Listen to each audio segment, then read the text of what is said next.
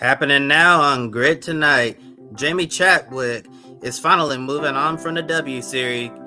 Can she keep up her winning ways on the road to Indy? Romain Grosjean signed with Lamborghini to become a factory driver. What type of role will he have? And could his time in the NTT IndyCar Series be limited? Motorsport.com reported that supercars might ban co-drivers from starting the Bathurst 1000. Would this be a good move to clean up a chaotic start that we saw in this year's great race? Hello to all our viewers watching here in the United States and around the world. Welcome to Grid Tonight, your weekly motorsports news program. I'm Kobe Lambeth from the Podium Finish, and with me as always, Joshua Burch. We encourage everyone to comment and chat below and ask any questions you may have. Now, Josh, I'm going to turn over to you for our top story this evening.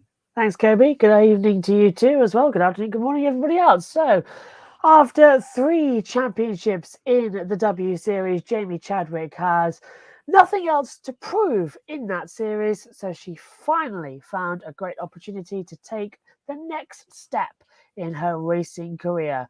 With slim chances of moving to Formula 3 or Formula 2 in Europe, Chadwick has turned her attention to the American racing scene. She'll complete full-time in the IndyCar NXT series, formerly known, of course, as Indy Lights, driving the number 28 DHL, sponsored by Dallara for Andretti Autosport. Chadwick has also already tested with Andretti during the off-season and got some seat time in the Indy NXT car, which is quite a step up from the W Series car. Now, bringing Kobe back in as well, does moving over to the Road to Indy give Jamie Chadwick the best shot at long-term success in her racing career? Absolutely, Josh. I think moving to Indy next is going to give Jamie Chadwick an incredible opportunity to try to advance her racing career. I know she didn't want to spend another season in the W Series. I know they said they're going to be back next year, but with the Formula One Academy coming on board, I'm not really sure what's going to happen with W Series. It's going to be interesting to see W Series compete against the Formula One Academy, the all-female racing championship that's going to be on the road to F1 ladder system. But as we know, it's been very hard for Jamie Chadwick to secure the budget to race in Formula 3 and Formula 2 in Europe to try to, become the next female driver to race in Formula 1. It seemed like it's been very difficult for Jamie to get that budget, but thankfully she was able to work out a deal with Andretti Autosport, DHL. The car looks exactly like Romain Grosjean's IndyCar, who we'll be talking about in just a moment. Great to see DHL backing her here, and Andretti, one of the top teams in Indy NXT and IndyCar in general. So I think this is going to be a great opportunity for Jamie to learn. I know she's going to be running a mix of road, street courses, and ovals as well. I know the ovals are going to be new for her, but I think she's certainly ready for the challenge to take the big step up here. And drivers in the past, when talking about this Indy NXT car, they say it's really hard to drive, and you really have to hustle to put together a lap time. I think it's going to be a season of learning for Chadwick in 2023, but she's proved time and time again she can get the job done. And I think moving over to Indy NXT is really, really great for her. And who knows, maybe someday we could see her competing in the NTT IndyCar Series. I would really love that indeed as well, because she's a top-notch driver. And when Chadwick takes the green flag next year on the streets of St. Pete, she'll become the first female driver to race full-time in IndyCar NXT in the last 13 years. The last woman competing in the series full-time was Pippa Mann back in 2010. That year, Mann missed one race, but finished 5th in the championship while enjoying some great moments as well. She won the pole, of course, for the Freedom 100, becoming the first female pole sitter in the history of the Indianapolis Motor Speedway. Even better, she won a race at Kentucky Speedway on an oval. This helped propel her to make her Indy 500 start debut the next year in 2011. She finished 20th, of course, that year in her first Indy 500. Now, Kobe, can Chadwick help pave a way for other female drivers to enter the IndyCar Indy NXT series in the future? And what should we expect from her on track in 2023? Well, Josh, I want to start off by saying 13 years is way too long to be absent of a female driver full-time on the grid. Jamie Chadwick and many others have proven that they are deserving of these opportunities. But as I just mentioned, securing the budget for this it can be quite difficult. That's why it's great that she's going to be with one of the best teams in the series with a great sponsor that's going to be backing her. And I think Chadwick can certainly help pave the way for other female drivers to enter this series, especially if they can't get anything going on the road to Formula One. There's a lot of great young female drivers out there who I think could find success in the Indy NXT series, like I expect to see from Jamie Chadwick. And in 2023, I'm gonna say the best thing for her is gonna be, just learn the car, learn the series, a new racing scene, and maybe bring her back in 2024 for another season. Because with a lot of drivers, it takes them like 2 or even 3 seasons to really develop as an Indy NXT driver. And if they try to move her up to IndyCar, let's say in 2024, especially with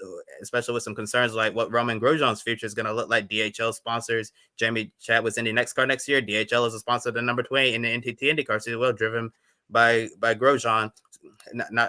It's weird because in some cases, some drivers will move up to IndyCar after 1 year Indy NXT because, for some of them, just 1 year is enough, but other drivers need a little bit more time. And as I mentioned, Chadwick is going to be running oval tracks for the first time as well. And Josh, better than anyone, some drivers coming from Europe are very hesitant of racing on the oval, but with Jamie committed full time, obviously she's up for the challenge. The added risk of running on the oval. Gateway and Iowa, two different styles of short oval tracks, a great learning experience, introduction to oval racing and in this style of series. So I think 2023 is going to be a great year for Jamie Chadwick to just learn lot laps, understand the next car, and in 2024 she can come back and have an even better season. But I still expect her to have some success next year. Absolutely, and yeah, they do fear ovals, European drivers. Ralf Schumacher, after his crash in 2004 at Indianapolis, coming out the last corner, which is, of course, turn 1 on the 500 course, went in backwards. Formula One cars aren't designed to go backwards into a wall with concrete. Broke his back and said he'll never do Indy at all. So that scared him off. But they are scared of crashing, but after a while they get used to going at high speeds because it's a constant 200-mile-an-hour pressure mark. But let's talk about another Andretti Autosport driver. Romain Grosjean is now a factory driver for Lamborghini as he adds a sports car race program to his NTT IndyCar Series commitments as well. Grosjean will play a key role in helping develop the Lamborghini LMDH fielded by the Iron Lynx that will debut globally in 2024. Lamborghini boss Diego Sana said he hopes that this is the beginning of a hugely successful partnership for the future, and the photo courtesy there of Lamborghini. Kobe, do you view Grosjean signing with Lamborghini as something to fill his schedule in between IndyCar races, or more so his racing future in general? I said, well, Josh, I'm going to say for the 2023 season, it's going to be something to keep him busy when he's not racing in the NTT IndyCar series. But looking at the press release from Lamborghini, I have it pulled up here on the side of my screen. Based on how it's worded, it makes me wonder about Grosjean's long-term future in the NTT IndyCar series. In the press release, it says that Grosjean will also join Andrea Caldarelli and Mirko Bortolotti as a test driver for the LMDH car, with which he will race in the FIA World Endurance Championship and IMSA WeatherTech Sports Car Championship in 2024 together with the same Lamborghini team partner Iron Lynx. And the way that's worded, it sounds like that Grosjean is going to be racing in both World Endurance Championship and IMSA in 2024. So that makes me wonder what his IndyCar future is going to be like. I mean, it very well could be, in a full-time IndyCar schedule, run the IMSA Enduros and the 24 Hours of Le Mans. So that would make sense there, but it's worded in a way that would make you think that maybe 2023 could be his final year in the NTT IndyCar series, which makes me hate. I'm not going down to the Royal before the 24, the Rolex 24 next month in Daytona, because if I was down there, that's one question I'd like for Romain Grosjean to clarify about his future, asking about the wording in the press release there. But all in all, I think it's a great signing for Lamborghini. It's really exciting for Romain Grosjean. Not many drivers can say that they got to secure a factory drive with Lamborghini. So we're gonna see Romain Grosjean in some sports car races with the Rampaging Bull very, very soon. Yeah, very, very soon indeed, because as you mentioned, Grosjean will make his debut as well and begin his tenure with Lamborghini in January, making his IMSA debut with the Rolex 24 at Daytona. Is it already in January? My word, the motorsport season just sort of flies around quickly and we all get back to work. He'll drive an Iron Lynx entered Lamborghini Huracan GT3 in the GTD Pro class, sharing the seat with fellow factory drivers Andrea Calderari and Mico Bortoloni as well. Despite Lamborghini prototype not entering competition until 2024, Kobe, how important will it be for Grosjean to get this race under his belt with the team? Before I answer your question, Josh, we have a comment in the chat room from Adam Limmer.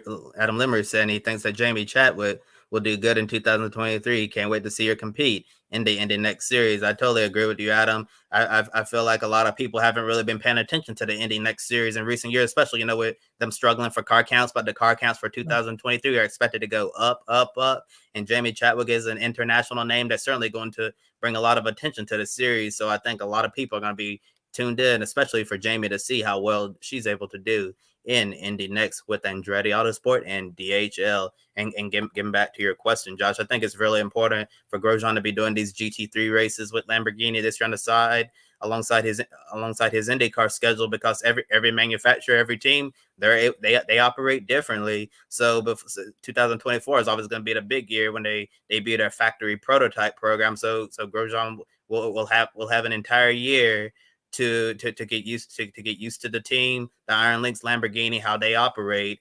And Rolex 24 is certainly a great event to get that going. GTD Pro is quite an intense class. We don't exactly know how many cars are going to be in the class this year for the Rolex 24, but last year at the very end, oh boy, that was quite a banger. I saw Lawrence Van Thor posted about it today between the KCMG Porsche and the Pfaff Motorsports Porsche. That was, I have to say, Josh, that battle at the end of the Rolex 24 for GTD Pro, that has to be the best racing I've seen all year round. That was like one of the first races of 2022. But at the end of the day, if I was voting on a panel, that would be my top moment this year in motorsports. GTD Pro, it lived up to all the hype and it delivered in this year's Rolex 24 at Daytona.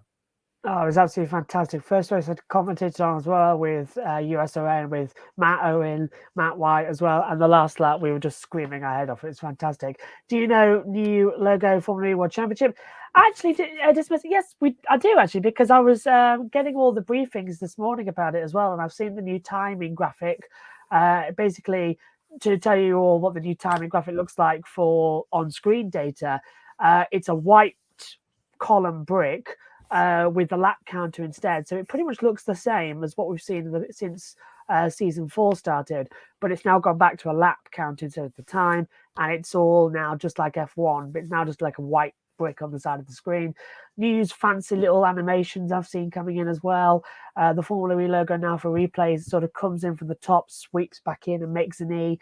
I got run through it all this morning. It looks absolutely fantastic. And they're all getting tested actually on Sunday, the 11th, because on the 12th, 13th, 14th, 15th, Formula E has pre-season testing. We'll bring you all the news on that next week in the show as well.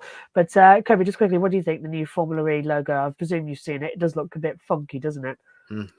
Yeah. It does look a bit weird, but on our graphics we have coming next year for Grid Network. As if you've been following Grid Network for a while, we always change over our graphics year after year and give it a fresh look. It looks really good on our graphic that you'll see soon for next year. Actually, you'll get to see it next month, right before the Mexico City E-Prix. But just standing alone by itself, it looks really strange to me. I don't know why they chose that design, but hey, that's what it's gonna be. So we're all just gonna have to roll with it and go with it.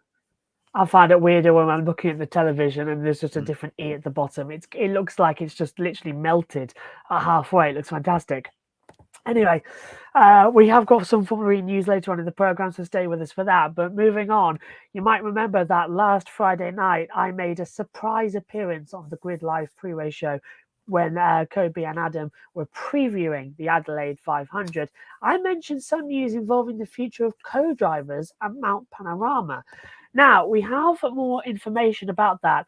According to an article from motorsport.com, the Repco Supercar Championship is considering a ban on co-drivers starting the Bathurst 1000. This comes after we saw caution after caution at the start of this year's great race. It took a while for the race to actually get into a rhythm because of mistakes made by the co-drivers. Remember, many of the co-drivers are either racing in different series or not very active behind the wheel throughout the year. And the photo courtesy there of supercars themselves. Kobe, bringing you in as well. Would you support a rule regarding the primary drivers to start the great race?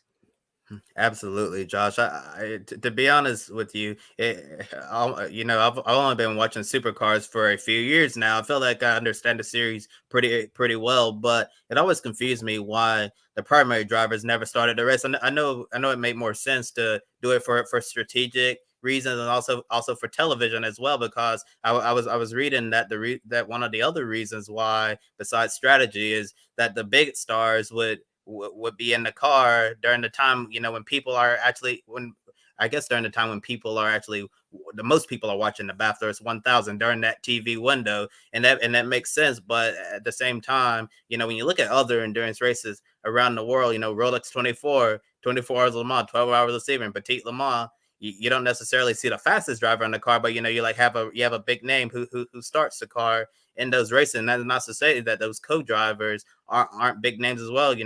Looking back here, you see Garth Tander and Shane Van Gisbergen's co-driver in the Bathurst 1000. Garth Tander is a big name in supercars, so that's like no disrespect to like the Garth Tanders of the world and all of that. But when you're looking at the full season drivers, I think it makes a lot more common sense to put the drivers who are in that car week in and week out in at the start, because as you mentioned, Josh, a lot of those co-drivers, they're racing in completely different machinery throughout the year, or some of them, this might be their one and only race each year in the Bathurst 1000. That also makes me happy that the Sandown 500 endurance race is returning next year, the one race before the Bathurst 1000. It's going to give those co-drivers an opportunity, to get some laps in the car before going to Mount Panorama. But overall, I would support it if supercars decided to require the full season driver to start the race. I agree with you. I do, because it just makes more logical sense to me as well. Looking at it as sort of an outsider starter point, it doesn't quite work that we have the co-driver starting it. Adam, who was our, I hate to say, former supercar expert on the GRIDnet Network channel. Adam, we miss you. Come back. Primary drivers should start the Bathurst 1000, plain and simple. Adam agrees. I'll agree with Adam. I agree with Kobe as well. But it's weird not having Adam to talk about this bit. Oh well, he'll still be around. I'm sure we can drag him back for occasional things throughout the years. Okay, now moving on to some other news as well. The World Motorsport Council for the FIA met this morning, and with it has come a whole load of information that we've got a sort of info dump on you tonight as well. Kobe's going to have more on Formula One later on, but I've got the Formula E bit here because it was some shocking news from the world of FIA Formula E. While the New York City E-Prix in Brooklyn is gone from the calendar, the electric racing series will continue to have a presence in America. Leaving the Big Apple in the Northeast, Formula E heads to a new market in the Pacific Northwest. On June 24th next year, they'll race at Portland International Raceway in Oregon, the same track that hosts the NASCAR Xfinity Series and the NTT IndyCar Series, a third major motorsport event for the city of Portland, also the home of Grid Network. Graphic there, courtesy of Formula E. We've got another one as well. Fantastic. Three, yeah. Unbelievable. I can't wait for. We've got to get people down there. This might be one that I actually go down and join Joe with as well. Now, Kobe, out of all the places in the United States to host a Formula E race, was Portland on your radar before today? And did this come as a surprise? I'll be honest, Josh. I was flabbergasted, shocked. Like my jaw was at the floor. I did not see this coming at all. I'll be honest. Portland is one of the last cities in the United States of America that I expected to get a Formula E race. I was hoping that Formula E would stay in the United States some way, somehow. I didn't know if New York City will return, but if not New York, I figured they look into other cities, like Las Vegas, Miami, Long Beach, a place where the Formula E's raced in the past. But Portland, Oregon. Wow, that's all I have to really say about that one. Portland was absolutely not on my radar at all. A major surprise. I know it was a major surprise to everyone at the team at Grid Network as well, because we have 3 races now: Xfinity, IndyCar, and now Formula E. It's going to be interesting to see what the track layout is going to look like. I know they're going to slightly modify it a little bit to better suit the Formula E cars. And my big question is, are they gonna use the, I believe what's now called the Shelton chicane, or the festival corners at the end of the front stretch now? Because in IndyCar we've seen some really chaotic starts there. In Formula E, if they use that chicane instead of just continuing on straight, the start is going to be absolutely bonkers. But overall, this is really great for the city of Portland, great for us at Grid Network, and overall, nice to see Formula E test out a new market. It really seems like Portland is becoming quite the city for motorsports lately. 10 years ago, none of us would be talking about this. Yeah, and we said, didn't we? I think many, many, many months ago at the New York EP when we were doing Grid Live wrap up, we talked about if we do lose New York, which cities we're going to go to. We heard Miami, we heard Long Beach. Joe did jokingly say about coming to Portland. I don't know how much he's paid Alexandra Agag, but whatever it is, it's worth it. But a thought crossed my mind actually when you were talking to me about it. We were on about, before we came on air, standing starts at Portland is going to be something that we've never seen before. But I've just had an idea. We've got this attack charge that needs to be tested out this year.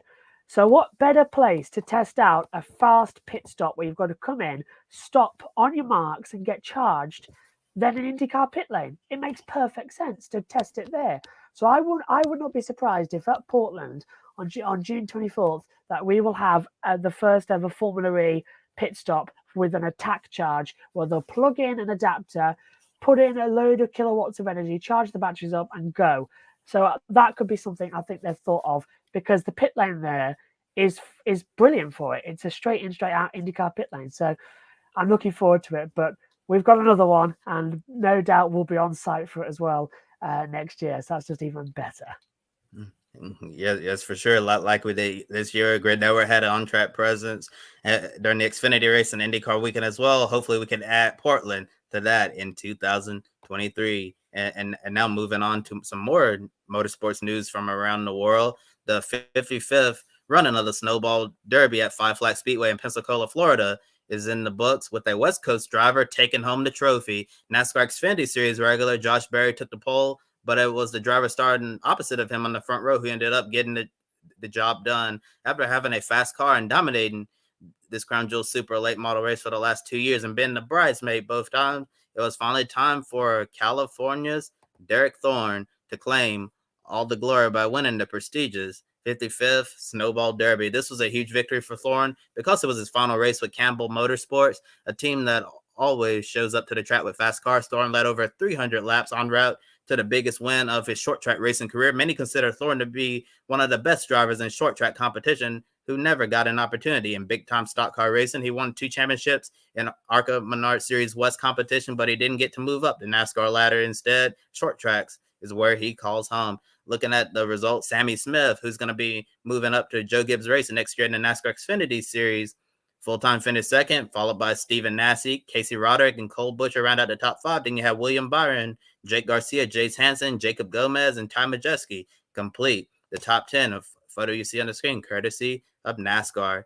NTT IndyCar Series champion Alex Palou was officially named as one of the reserve drivers for McLaren's Formula One program. Palou will provide support to McLaren alongside his IndyCar commitments with Chip Ganassi Racing. On off weekends, Palou will be at all F1 races that won't conflict with his full-time job in IndyCar. This will give Palou a great chance to work closely with a great F1 program and potentially put himself in the conversation for a future spot on the F1 grid, depending on how things go. Photo courtesy of McLaren F1. Cadillac Racing has finalized this 2023 IMSA GTP driver lineup. 6-time NTT IndyCar Series champion Scott Dixon will return to the team for the IMSA Endurance races, sharing the number 01 Chip Ganassi Racing Cadillac LMDH with Ringer Van de Zandt and Sebastian Bourdais. Graphic courtesy of Ganassi. Ganassi is also filled in this FIA World Endurance Championship entry for the Rolex 24 Daytona with the number 02 car. It was previously announced that Earl Bamber, Alex Lynn, and Richard Westbrook would drive this car. Last but not least, Jack Aiken is the new endurance driver at Action Express Racing. He'll join Pippo Durrani and Alexander Sims in the number 31 Cadillac LMDH. IMSA is returning to a traditional qualifying format for the Rolex 24. The 100-minute qualifying race is gone and replaced with a 15 or 20-minute qualifying session per class. This qualifying session will take place on Sunday, June 22nd, starting at 1:25 p.m. Eastern Time on the last day of the Roar Before the 24 preseason test section. The 61st run of the Rolex 24 gets underway the following weekend on Saturday, January 28th. And replacing Jimmy Johnson and Chip Ganassi Racing's IndyCar driver lineup, Formula 2 driver Marcus Armstrong will move to America driving the number 11 Honda for the road and street course races. Armstrong said he's excited about the switch to IndyCar and been a teammate to Scott Dixon, who also comes from his native New Zealand. In Formula 2, Armstrong won 4 races in Saudi Arabia, Imola, Austria, and Zandvoort. Ganassi will announce their oval driver at a later date. Graphic you see on the screen, courtesy of Ganassi. Tower Motorsports' LMP2 driver lineup for the Rolex 24 features 2 stars from the NTT IndyCar Series, but started with the 2022 LMP2 champion, John Ferrano, the team's gentleman driver, is back in the lineup. Then we have a young INDY NXT driver, Kiffin Simpson, who's also a development driver for Chip Ganassi Racing on the road to Indy. Finally, 2 heavy hitters from Team Penske, starting with Scott McLaughlin, who's no stranger to sports car racing from his days in the Bathurst 12-hour, but hasn't driven a prototype before. 2-time IndyCar champion Joseph Newgarden makes his sports car racing debut. Both Newgarden and McLaughlin hope to get prototype experience, and maybe they'll be considered for a future factory endurance seat at Porsche Penske Motorsport. Graphics courtesy of Tower Motorsport. 2022 IMSA GTD Pro champions Pfaff Motorsports will have a new driver lineup next year with Matthew Jomine and Matt Campbell moving up to Porsche's new LMDH program with Team Penske. Patrick Pilet and Klaus Bachler will replace Jomine and Campbell in the full-time driver lineup. Lawrence Van Thor will step up to join Pfaff Indy Endurance races. Roger Caruth will move from the ARCA Menard Series to the NASCAR Craftsman Truck Series full-time in 2023. Caruth will drive the number 24 Chevrolet for GMS Racing, joining Grant Enfinger and Daniel Dye. His primary sponsor will be the Wendell Scott Foundation. In 2022, while competing full-time in ARCA, Caruth also made a handful of truck and Xfinity starts to get additional track time that's valuable for a young driver like him. GMS also announced his crew chief pairings with each driver. Caruth will work with Chad Walter. Dye gets Travis Sharp, someone he has already worked with in the past. Enfinger will continue working with Jeff Hensley. Graphics courtesy of GMS Racing. McAnally Hilgeman Racing announced his 2023 driver lineup in the NASCAR Craftsman Truck Series.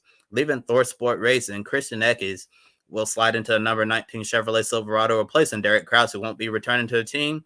After making select starts this year, 17-year-old short track standout Jake Garcia steps up to a full-time role in the number 35 Chevrolet. However, Garcia will miss the season opener at Daytona because he won't be old enough to race at the Super Speedway, so he'll make his 2023 season debut at Las Vegas on March 3rd, the same day as his 18th birthday. Garcia's replacement for Daytona will be announced at a later date. Graphic courtesy of McAnally Hilgeman Racing. In the last story I have for you tonight, Formula One confirmed the 6 sites of its sprint races in 2023. Baku, Austria, Spa-Francorchamps, Qatar, which is hosting the World Cup this year, Circuit of the Americas in the United States, and Interlagos in Brazil. Those are the hosts for the sprint races, as the debate rages on whether or not sprint races should be a part of Formula One moving forward. And Josh, I feel like I've talked a lot, so I need a water break. I was about to say, well done. That was amazing. We said before the pre-show as well. You've got so much to say in such little time. You did that in around about 3.5 minutes. I mean, a round of applause, ladies and gentlemen. For Kobe Lambeth there. That was unbelievable. Adam says, I can't wait to see Scotty Mack and Joseph Newgarden in the Rolex 24 at Daytona. I'll agree with that. I can't wait as well. And I know that I'll be commentating, I think, on some parts of it because it's a 24-hour race. So I can't wait to see that as well. But that was unbelievable. Let's hope. This is the off season, by the way, and we've still got more to talk about. It's getting insane now. It's just every few weeks, more things are closing in as well. Well done, Kobe. And we're close to wrapping up the show, but without, of course, not forgetting a very sad tragedy that's happened in the past week as well. Ex-Formula One racing driver as well, Patrick Tambay, sadly passed away at the age of 73 on the 4th of December. He was a winner of the 1982 German Grand Prix and the 1983 San Marino Grand Prix. And of course, Patrick Tambay was a very aggressive, hard racer and was one that was massively respected in the motorsport world as well. And also a personal favourite, he's often remembered through Murray Walker. It was one of Murray's Murrayisms, as you will, as he used to say, Tambay's chances that were previously nil are now absolutely zero as well. But it's a bitter disappointment, and it was very upsetting after a long battle as well. Sadly, Patrick Tambay passed away aged 73 earlier on this week. Our thoughts go out to his son, his friends, and his family as well. Now, we've got no other shows coming up for you this week as well. Me and Kobe will be back for more Grid Tonight before the year is out as well. Don't forget to follow us on social media, and you can do so via Twitter, Facebook, Instagram, LinkedIn, everything you need.